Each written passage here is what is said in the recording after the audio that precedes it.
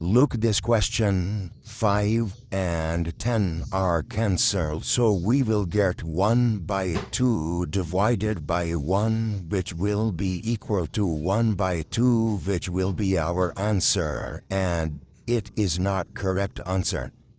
So let us come to solve it again. We have question 1 by 10 divided by 5.